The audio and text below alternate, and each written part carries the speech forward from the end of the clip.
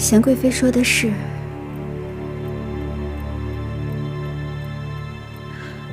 贤贵妃，本宫赐给你的莲花手镯，你怎么不戴了？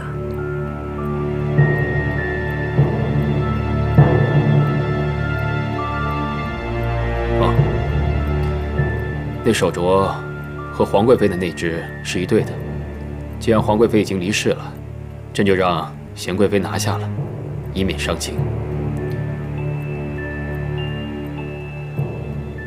还有一事，永皇的生母哲妃死得可怜，朕会下旨追封哲妃为哲敏皇贵妃。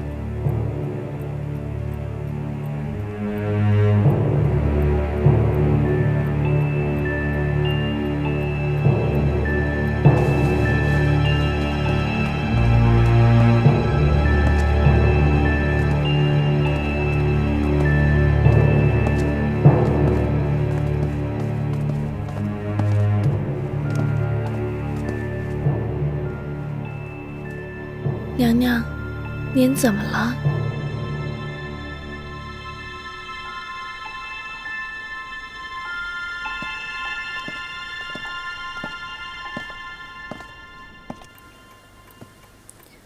皇上，您从未对皇后娘娘这样说过话。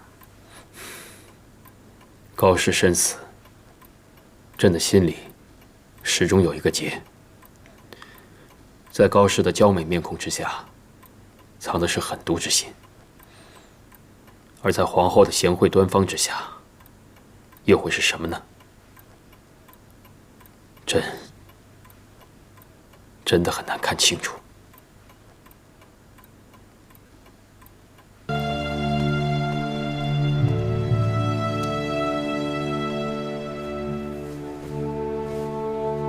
景色是你和皇帝所生，比起那些庶妹，这位嫡公主不知道要高贵多少。景色自己不也总以嫡出自诩，且早早就被封了固伦和敬公主，瞧不起那些庶出的弟妹，自然是她嫁与科尔沁部最合适。景色年幼，说话不知轻重，哪里可以许了人家呢？儿臣把她留在身边，好好教导几年。等出落得有模样了，再嫁也不迟。你等得了，蒙古等不了。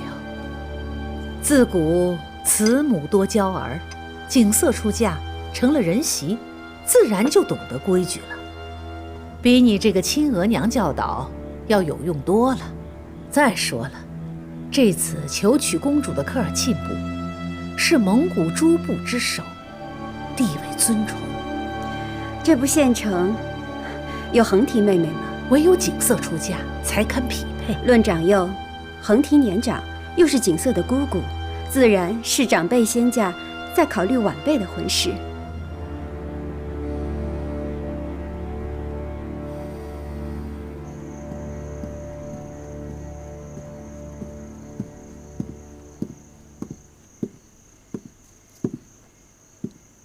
皇上，时候不早了，喝一口安神汤就歇下吧。许家的公主人选未定，朕的心就不安。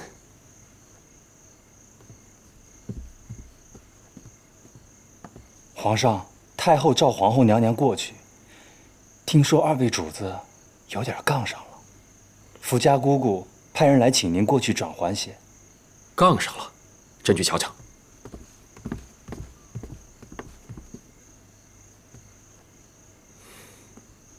朕要是去的话，皇后跟皇额娘一定会要求朕给个说法，朕不能去。皇上，可是太后和皇后娘娘僵持着也是不妥啊。皇后浮躁，事情还没有定论，朕避着皇额娘都来不及呢，皇后却自己送上去。李煜，去请皇后回来。皇上，两位主子在呢，哪有奴才说话的地儿啊？无用的东西。是。皇上，要不这么着，皇后娘娘病着呢，请齐太医去给皇后娘娘送药，也好给彼此一个台阶下。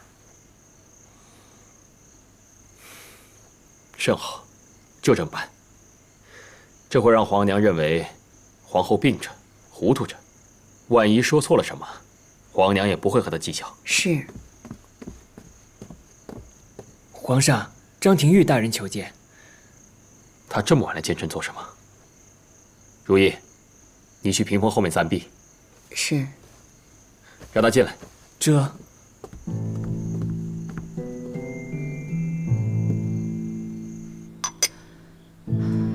哀家已经远嫁了一个女儿，还要再远嫁一个。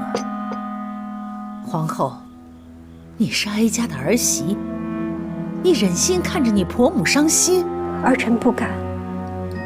皇额娘，永从心上，景色是儿臣唯一的孩子了，他要守着儿臣身边尽孝，也要为了永从敬爱。你是嫡母，皇帝所有的子女都是你的子女，可是恒提是哀家膝下唯一的女儿了，没了她，谁为哀家尽孝？皇上知晓，便是恒提妹妹嫁去科尔沁部，皇额娘也始终有皇上这个儿子。而且，儿臣身为皇嫂，也为了恒提妹妹着急。《诗经》有云：“标有妹，其实七夕。”求我数十，待其吉喜。恒提妹妹已经到了标媒之期，不该再耽误婚期了。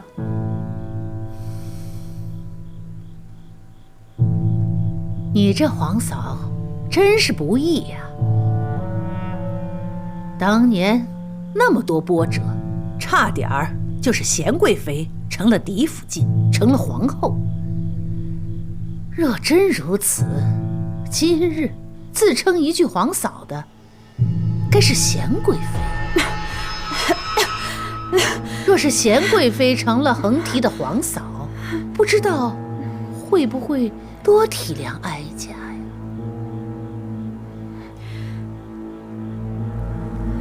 贤贵妃无子无女，那蒙古求娶，能嫁的便只有恒提妹妹。皇上也不必被臣子们力谏了。好，好，不愧是哀家自己挑选的儿媳，怪不得连皇帝都夸你十足像极了一个皇后的气度。儿臣多谢皇额娘的夸奖。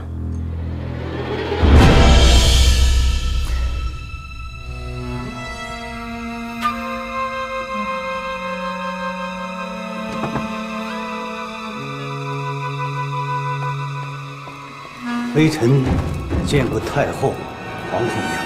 哀家正和皇后说话呢，你胆敢擅闯！太后请息怒，皇后娘娘乃是抱病之身，体育须乏力，必须得按时吃药，否则的话，凤体难以承受。是啊，太后，皇后娘娘该喝药了，她全靠汤药吊着精神啊。皇后，你殚精竭虑，要好好保养自己的身子，才能护着你的女儿长远。皇额娘，儿臣一定会撑着身子，与皇上白头偕老，看着女儿出嫁。好，哀家盼着你和皇帝白头偕老。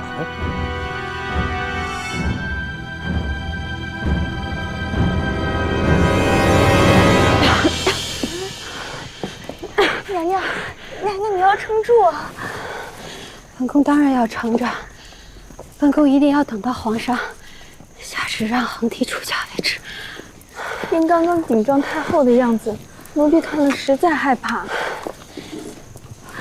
为了景色，本宫就算是豁出一切，也要把她留在身边。臣想来想去，恒提长公主嫁到科尔沁部，还是实在不妥。恒提是嫡公主，有何不妥？皇上细想啊，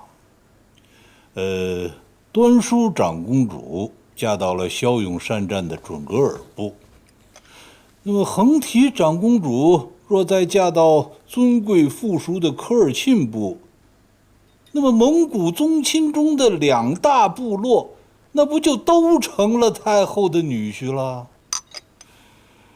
那么太后在前朝后宫的力量，那不就更增添注意吗？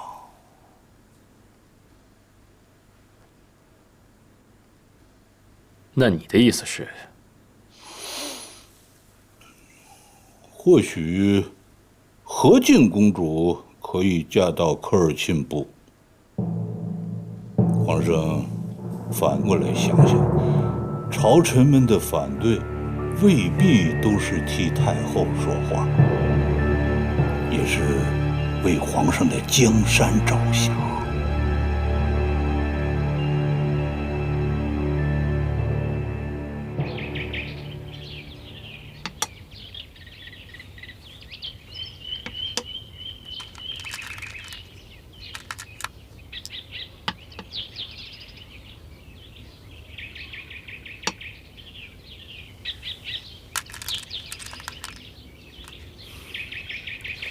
罢了，朕认输，不下了。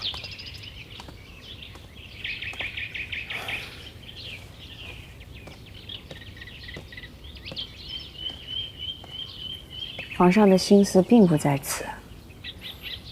朕想到前朝的事情，心就烦。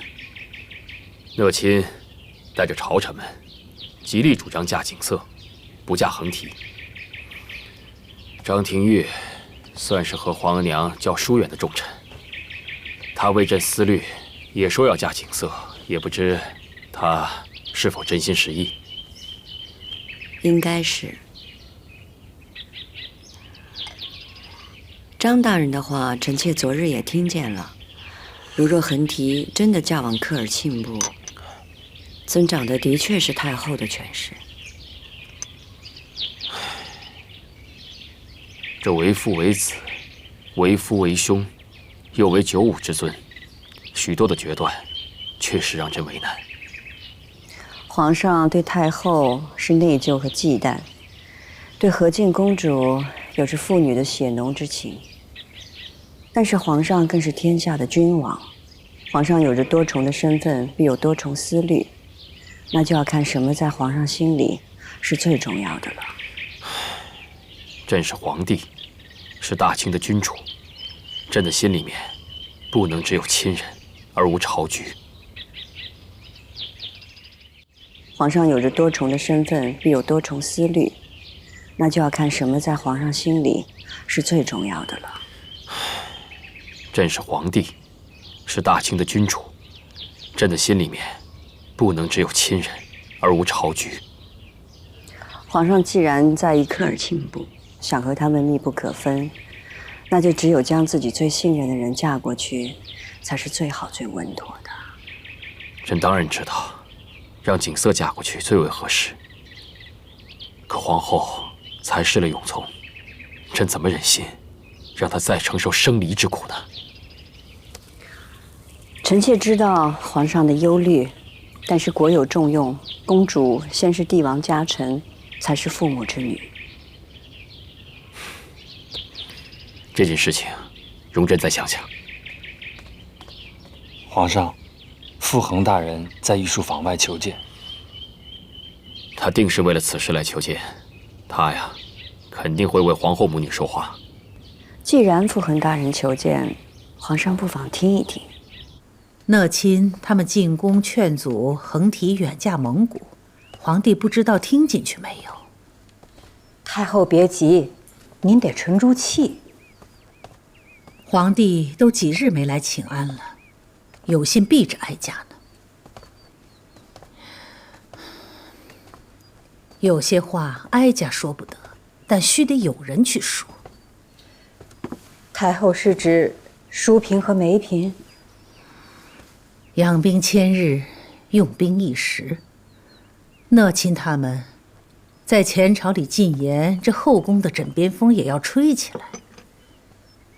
可惜呀，淑嫔她情痴根本用不上，梅嫔倒是有心，就是笨嘴拙舌也说不到点子上。皇上近来一直心焦，眼下恐怕只有贤贵妃才能在皇上跟前说进去话。要不要奴婢把贤贵妃找来？咱们主动去找她。但是哀家还不想给她这个脸面。是。不过太后，德钦大人在朝中可是一直力劝皇上不要许嫁横提长公主的，可私下里也劝过您。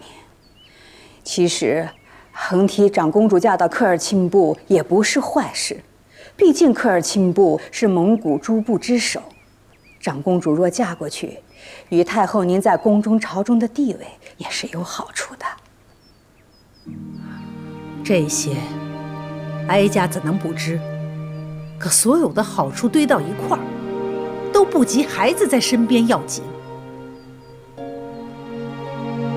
当年横绰远嫁，哀家就是为了朝廷，不得不先尽了贵妃的职责，尽量不去想哀家还是个额娘。可如今，哀家正日活在对横绰的思念之中，身边唯一的横提还有可能再要被远嫁，哀家顾不得那些好处职责了。此时的哀家，先是个额娘，再是太后。贤贵妃来给太后请安。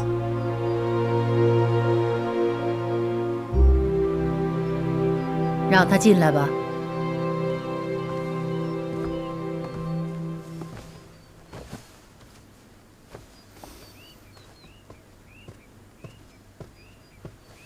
臣妾给太后请安。起来吧，坐。谢太后。这个时候来做什么呀？臣妾是晚辈，是来替太后解忧。前朝大臣们都劝不动皇帝，难不成你想去劝劝他？朝臣们怕是没劝在点子上，倒是张廷玉张大人来面见皇上，说了许嫁和敬公主的好处。皇帝听进去了？臣妾不知。不过臣妾恳请太后知会朝臣们，历承横提长公主下嫁的益处，极力劝谏长公主远嫁。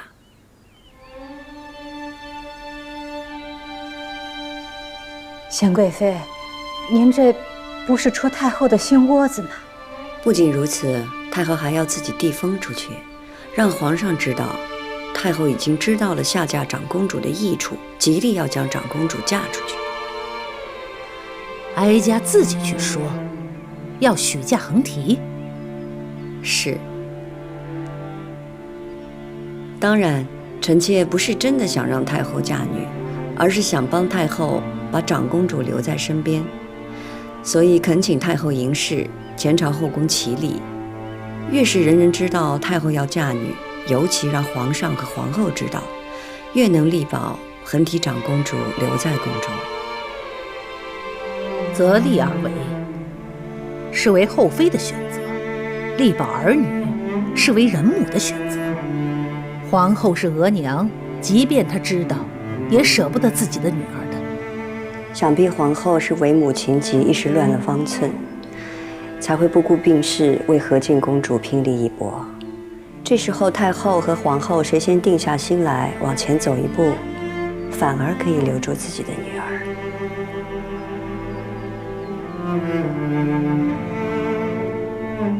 好处多了，才会让人心动。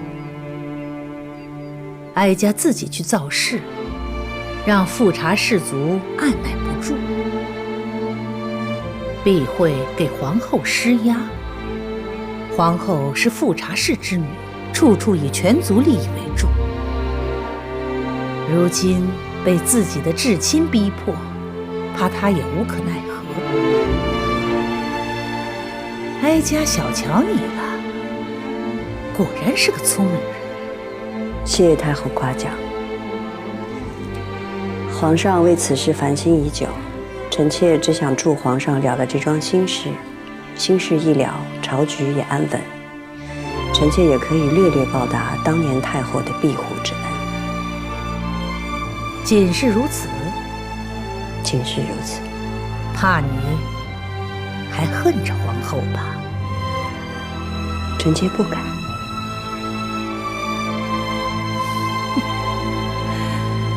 冰雪聪慧，你这脾性，哀家喜欢。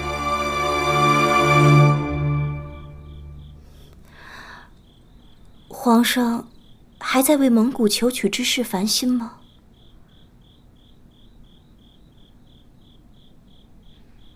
皇上别这么看着臣妾，臣妾不胡乱多嘴就是了。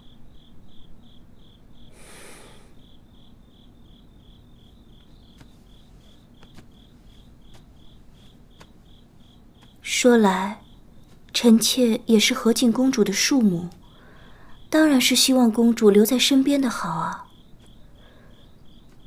这还像句话？嫁了蒙古，便是得了实打实的靠山。皇上满心孝顺，自然是希望科尔沁部这般威武的好女婿是给太后得了的。实打实的靠山，这个道理你明白，难道朕不明白吗？皇上当然是最明理的，谁的女婿总帮衬着谁嘛。行了，你别说了，朕意已决，下去吧。臣妾告退。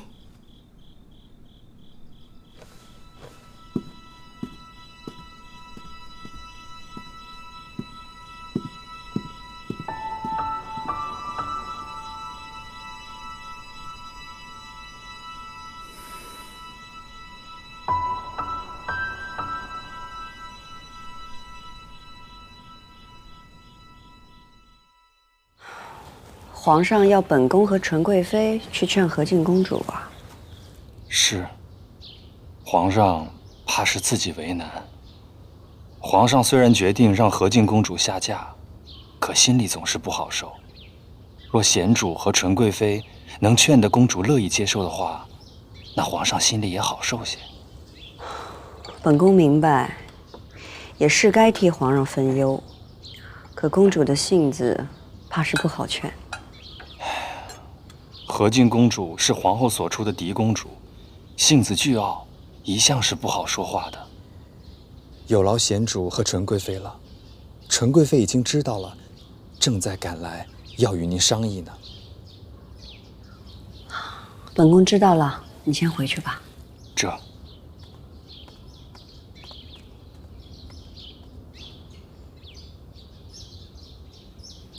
主儿，看来您跟纯贵妃有钉子要碰了。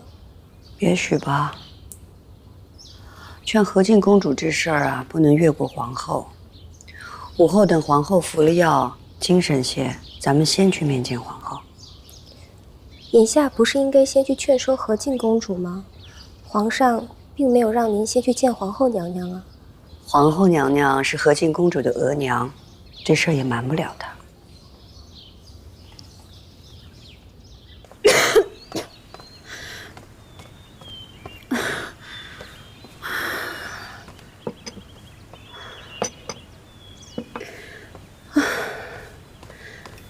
父后是本宫的亲弟弟，怎么能利欲熏心？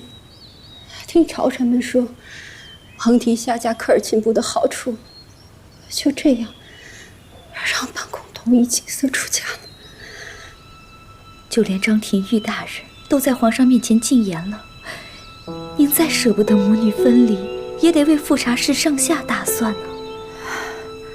本宫怎会不知道？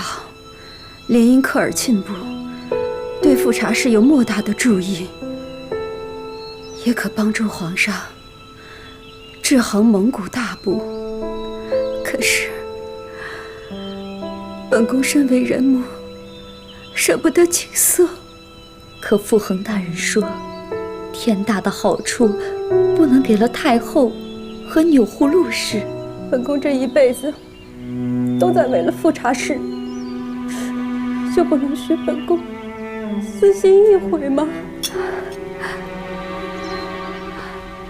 霍恒大人说您病重，不能不想到万一。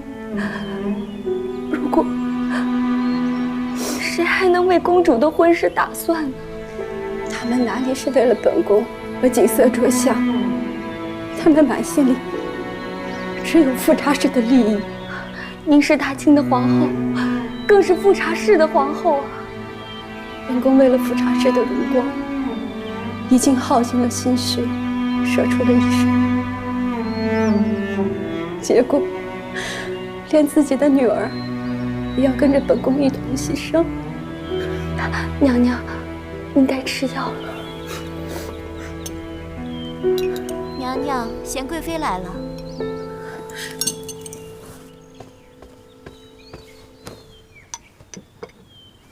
今儿倒是热闹，嘉妃刚走，你就来了，人人都往本宫跟前凑。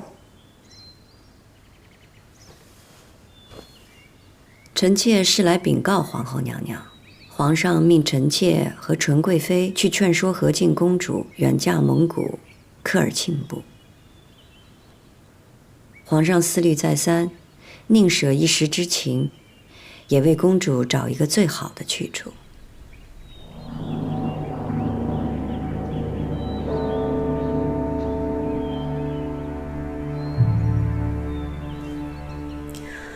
本宫身为皇后，皇上有什么事儿，自然会亲自来跟本宫商议，无需你来告知。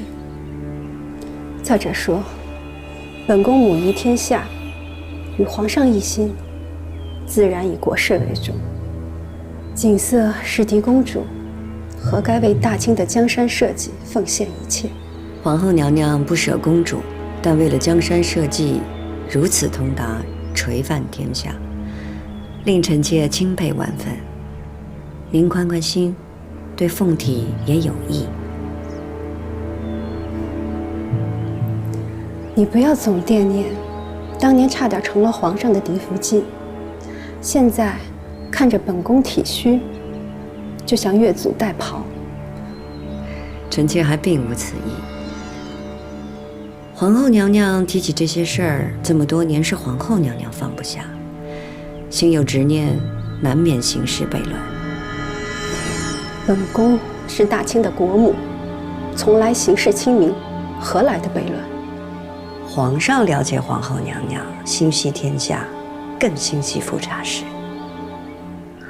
皇上知道皇后娘娘会允准和敬公主嫁往蒙古大部，一是为了江山社稷，二是为了公主有个好的归宿，和富察氏互相扶持，延续富察氏的荣光。出身大族的女子，哪一个不是为了家族的荣光费尽心思？当年你的姑母景仁宫不也如此？她费尽心思把你塞给三阿哥和皇上，又为哪一般啊？你呀，不过是想费心，你族中无人罢了。臣妾族中是无人，臣妾更无儿无女，不似娘娘般福泽深厚。臣妾能从冷宫活着出来，也实属不易，只想过简单随心的生活，不想似娘娘般被族中亲人逼迫做着违心之事，含泪带笑，更不会和儿女生离死别。你少在这里扮伶牙俐齿，劝得服景色，才算你对得住皇上的吩咐。皇后娘娘，请保重凤体，来日还要送和敬公主出嫁，臣妾先告退了。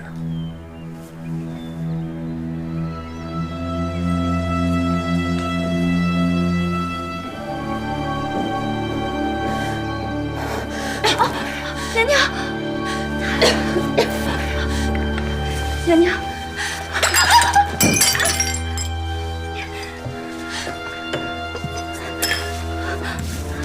你没烫着吧？你消消气，千万保住身体啊！公主，贤贵妃娘娘和纯贵妃娘娘来了。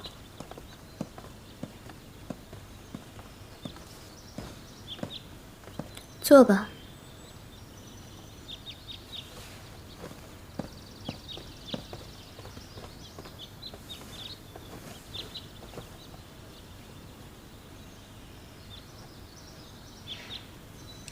公主在看女则啊，想必是崇敬长孙皇后的言行。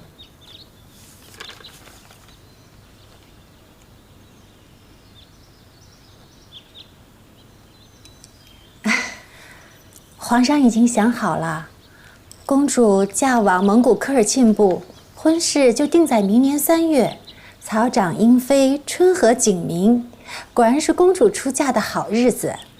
我不嫁。即便我真的要嫁，我乃中宫嫡出，婚嫁大事岂是你们2人可以向我冒昧提起的？自会有皇祖母和皇阿玛、皇额娘向我说。公主说的极是，此事原本不该我2人开口，只是公主也是知道的，皇后娘娘病弱，无暇顾及公主，皇太后年事已高，皇上要一心忙于朝政，所以才将此推心置腹之事交于我2人。说来呀，皇上真是心疼公主是嫡女，所以才选择了蒙古科尔沁部最尊贵、最至亲的王爷为额驸。这门亲事啊，果然是门当户对。你不必拿皇阿玛来压我。纯贵妃若觉得远嫁蛮荒之地甚好，何不让你自己的女儿出嫁呢？这谨言才2岁多，要如何出嫁？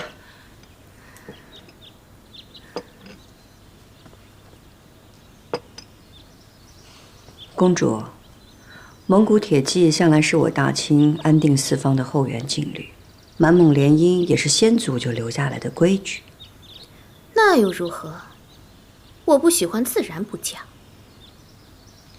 公主想天下之养，就该为天下倾尽心力。更何况这次只是让公主遵循满蒙联姻的旧俗。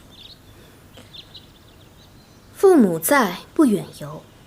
皇额娘抱病，永从夭折。我身为长女，理应承欢膝下，洒扫侍奉，以全孝道。公主的这门婚事要尽的就是皇后娘娘的孝道。怎么可能是皇额娘？她怎么舍得我这唯一的女儿？7、8个早伤，皇后娘娘唯一能依靠的就是公主您一个人。若要中宫之位稳若泰山，就需有强劲的依靠。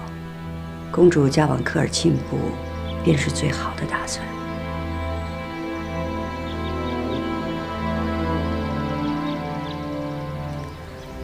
贤贵妃，何必把这些事情与公主说穿呢？公主不懂父母的苦心，本宫要跟她说一说。公主若不明宫中的道理，本宫也得跟公主明一明。皇上执掌四方，就需安邦定国；皇后娘娘位至中宫，就需母仪天下。公主是天之娇女，就需为大清尽心尽力，为皇上、皇后尽辅佐之责。在这宫里边，卑微如奴才，尊贵如公主，都有自己的位置和责任，别无选择。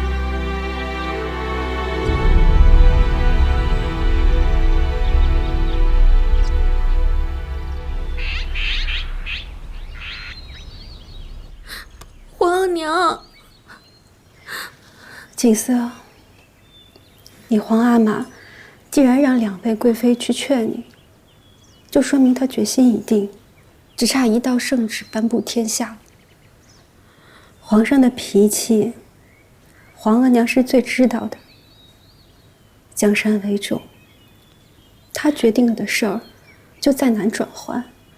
哪怕是皇额娘事先备了万一的侥幸，如今也是不能了。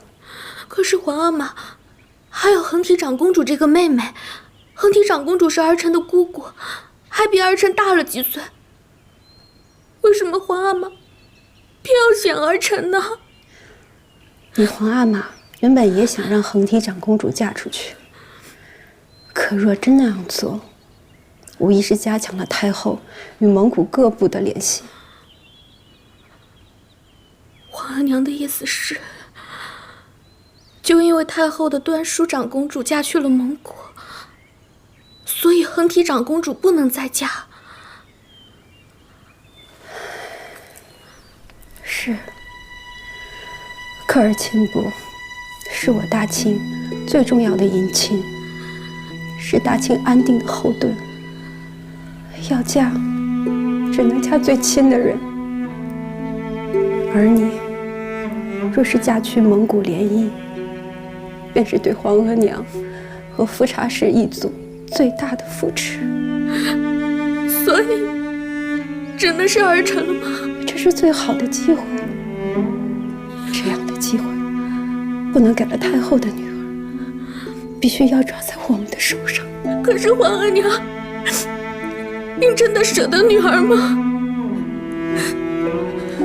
皇额娘从一出生便知道，自己这个人，这一条命，都是属于富察氏的。像你，一出生便是公主，你的一切是属于大清的。作为大清的公主，这是你的职责，也是你最好的归宿。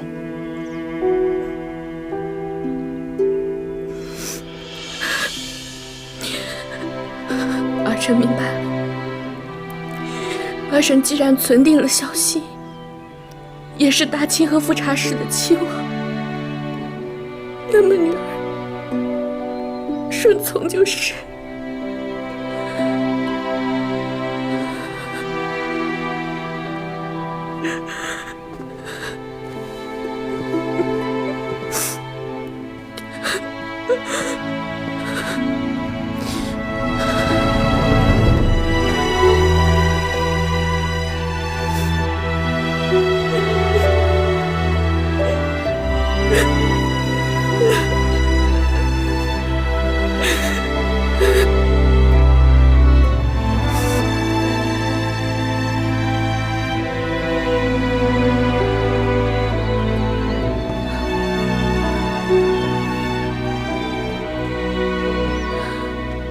公主，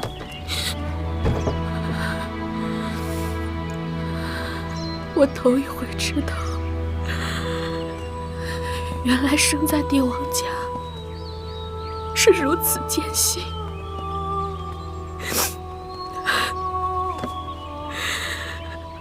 还不如做一个乡野村夫的女儿，还没了这么多拘束。本宫无能，不能保住皇子。以后，富察氏的基业和昌盛，一般是要靠景色了。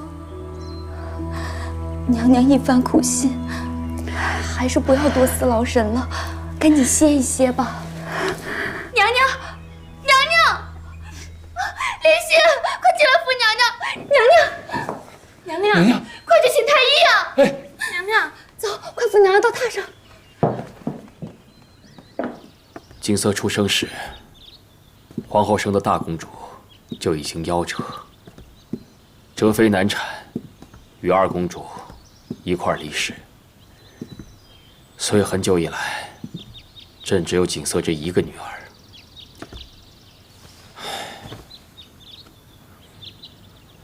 直到纯贵妃生了4公主，但也难以取代景色在朕心目中掌上明珠的地位。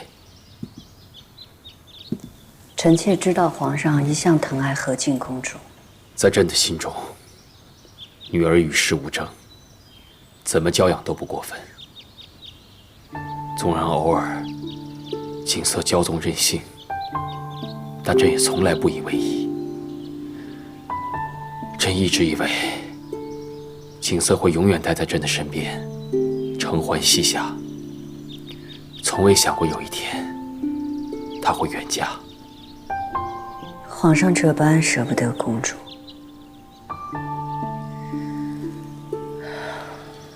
要不然皇上在京城设立公主府，让公主和额驸成婚之后多回来省亲，这也算是个缓和。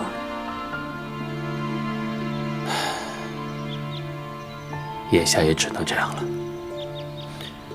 朕只希望景色可以安心地接受这门婚事，从今往后的日子能够和乐美满。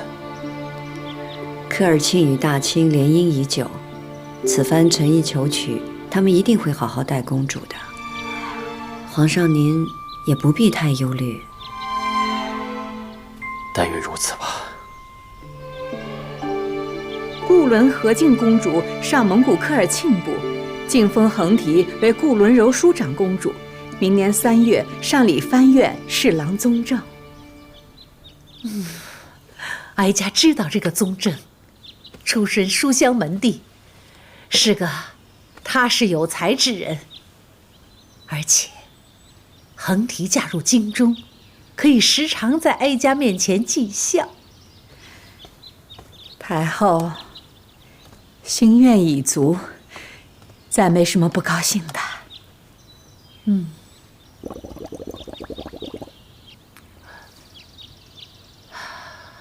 是啊，梅嫔争气，没少在皇帝面前吹风。娴贵妃很尽心。若不是娴贵妃想到反其道而行之，皇帝没准还听不进去呢。也是皇后病重，总要为女儿想个好去处。这个好，在富察氏族人面前，必定心动。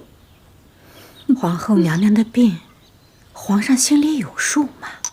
皇帝当然是知道的，这不，吩咐了提前回銮。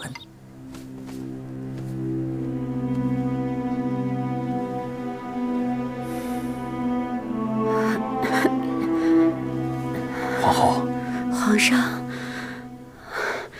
你怎么在这儿？躺着，躺着。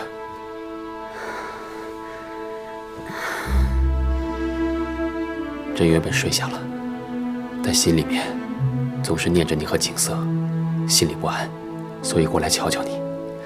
谁知你一直昏睡着。臣妾已经好多了。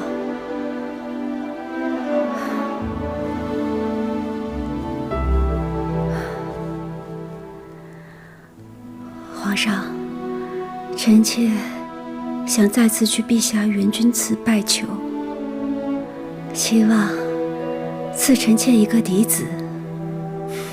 皇后，你身子不适，不宜劳动。过些日子，朕打算回銮，咱们也该回京，为景色的婚事准备了。臣妾没事儿。你好好歇着，朕去前厅坐坐，再回来看你。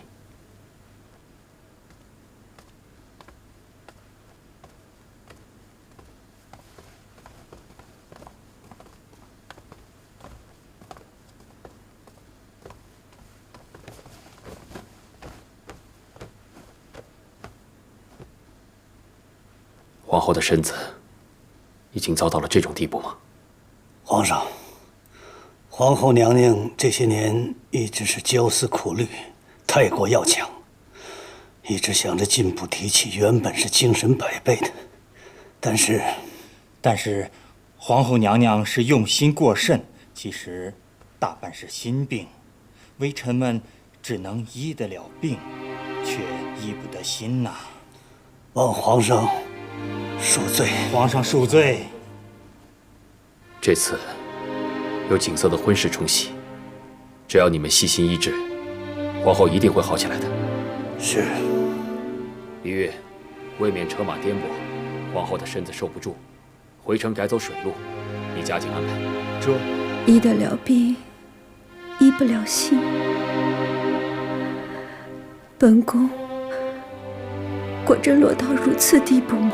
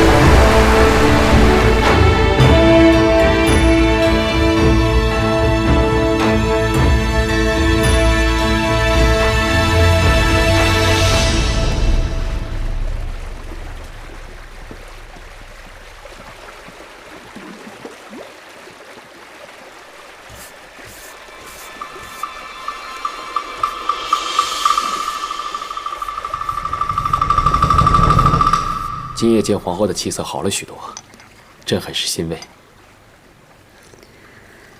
时气和暖，臣妾也觉得没那么虚弱了。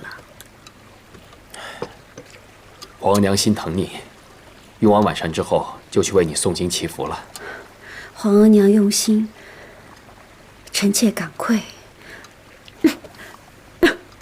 皇后病体虚弱，早些回到清阙坊歇息吧。李煜，送皇后回去。这，皇上，没几步路，有苏莲和莲心陪臣妾回去就行。李煜还是伺候皇上要紧。好，你回去时小心足下滑着。臣妾多谢皇上关心。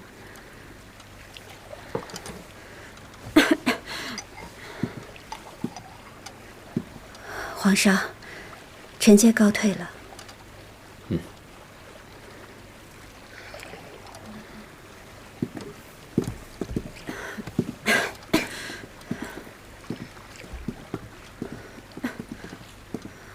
李煜啊，山东巡抚新进了一个四州班子，可以让贤贵妃过来赏月了。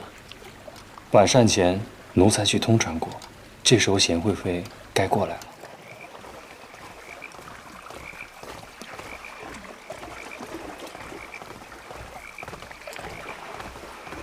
今晚月色真美。本宫许久没有见过这么清冷的月色了。皇后娘娘，别着了风，咱们还是赶紧回船上吧。娘娘喜欢赏月，不如奴婢去让齐太医晚点来诊脉，莲心陪着娘娘。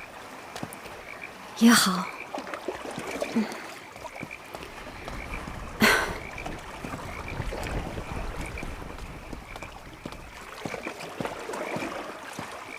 给皇后娘娘请安。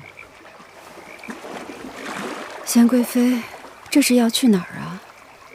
皇上有旨，让臣妾去赏月。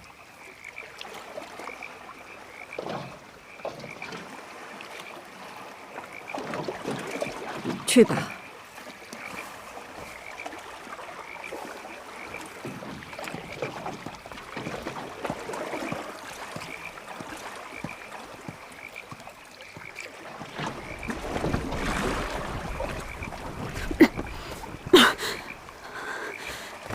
他这般得意，他是要在本宫面前耀武扬威吗？娘娘，回船上去吧。本宫想在这儿多待一会儿。那奴婢去取些药来。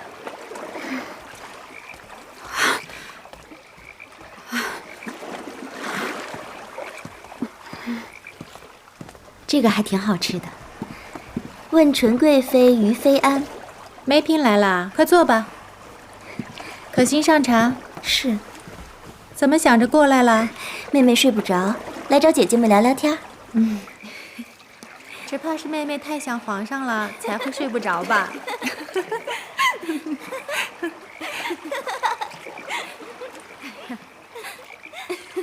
姐姐们知道吗？东巡前，钦天监曾禀报说，克星献离宫，预示中宫将有祸殃临头。这如今看来啊，皇后娘娘病重，就是应了这句天象啊。不能乱讲，皇后病重是因为七阿哥过世，伤心过度所致。可怜的孩子，怎么就得了痘疫？还好这一场斗役只是轰了一个七阿哥，别的阿哥和公主都安然无恙，也算是神佛庇佑了。有什么可怜的？两位姐姐没听说过一种说法吗？什么？一报还一报啊！为娘的做了什么孽，便都报应到孩子身上。这二阿哥和七阿哥都是健健康康的好孩子，怎么会都早夭了呢？梅嫔，说话不要没遮没拦的，若是给皇后娘娘听了去，一报还一报，一报还一报。本宫做了什么孽，都报应在永莲和永从身上。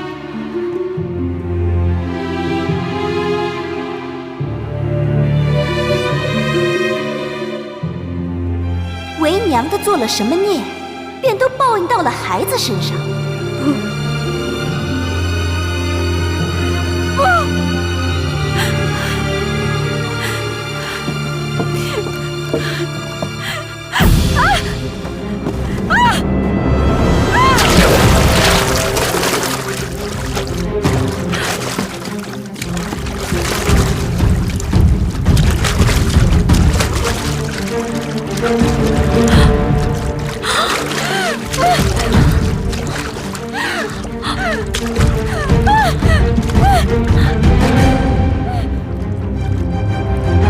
好像什么东西落水了。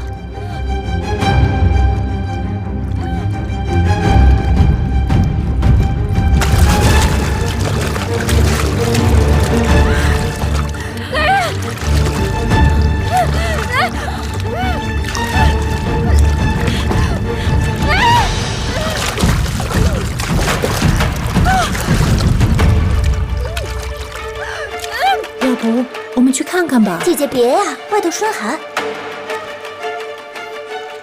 也对，若是有人落水了，必定会呼救，不会这么安静。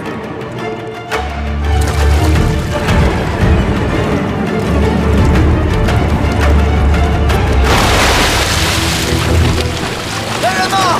皇后娘娘落水了！来人呐！皇后落水了！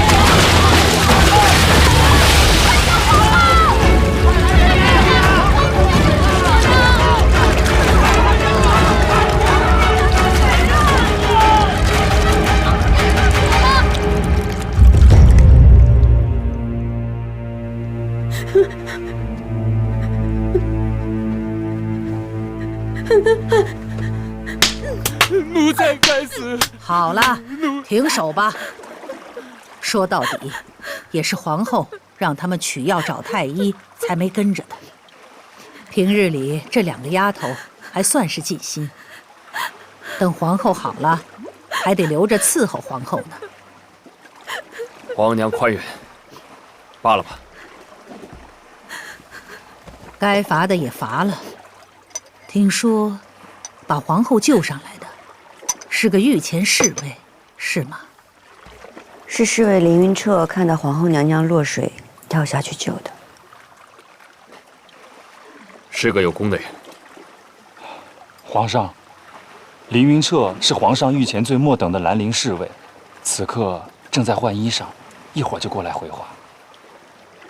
传朕旨意，凌云彻救护皇后有功，赏白银300两，升为3等侍卫，不必进来谢恩了。这。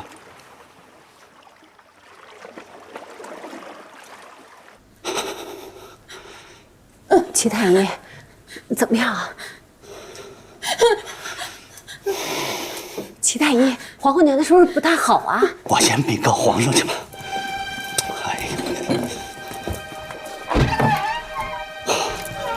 皇上，如何？皇后娘娘腹中的水已经空出来了，娘娘的脉象是怒极攻心、心力交瘁之兆，此刻痰气上涌，迷了心窍，神志一直未曾清醒，嘴里说着什么一报还一报，只怕什么？皇后娘娘油尽灯枯，怕是到了弥留之际了。但愿皇后娘娘福泽深厚，上天庇佑。你胡说什么？皇额娘正值盛年，怎么会油尽灯枯？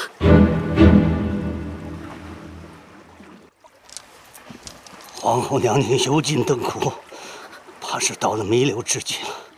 但愿皇后娘娘福泽深厚，上天庇佑。你胡说什么？皇额娘正值盛年，怎么会油尽灯枯？分明是你们医术不高，才会胡言乱语。景色，你皇额娘病得凶险，也只有像齐汝这样伺候了多年的，才敢直说。皇帝，不管皇后近况如何，你赶紧要通知内务府，在京中将喜蜜准备着，哪怕是冲一冲，也是好的。一切凭皇额娘安排。齐汝，好好伺候着，有什么动静，赶紧回禀哀家。是。贤贵妃，皇后落水病重，你和纯贵妃帮衬着，悉心照料。是。其余的人都回去吧。是。景色，你陪哀家来。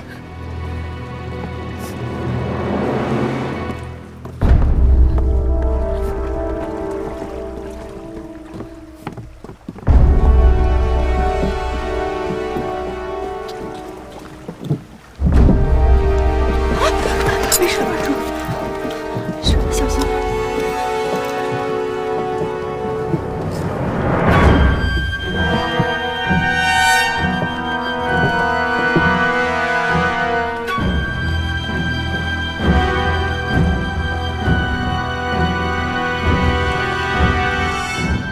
恭喜啊！这么多年终于起义了。多谢令贵。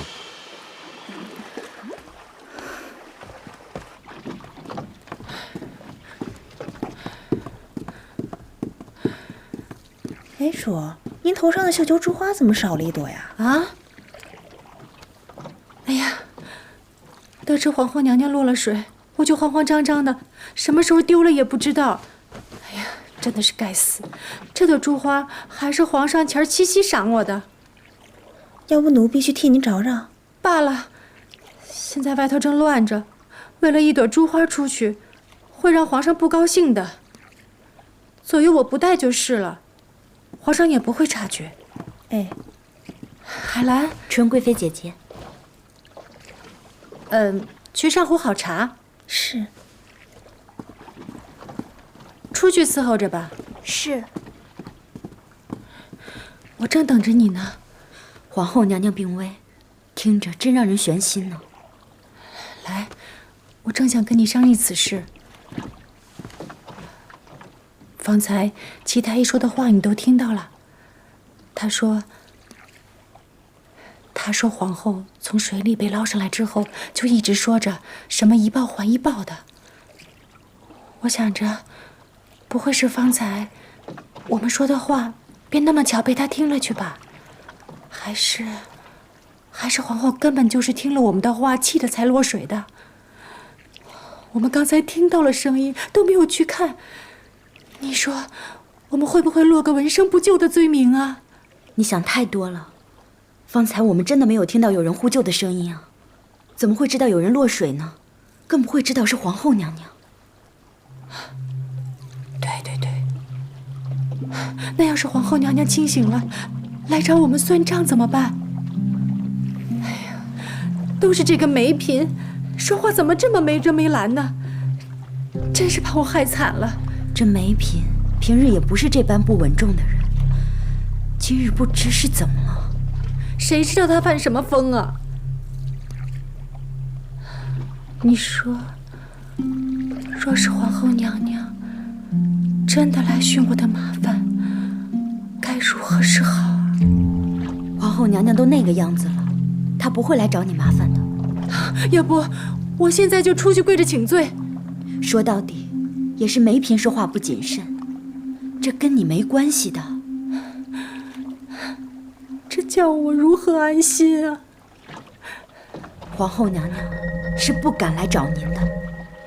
方才，她应该听到了梅嫔说一报还一报，之后就掉进河里了，被救上来还念念不忘呢。皇上虽然关心皇后娘娘，但听到了这些，他心中只怕也会疑心，皇后娘娘到底干了些什么见不得人的事儿，对吧？所以皇后娘娘就算醒了，也不敢来找姐姐的。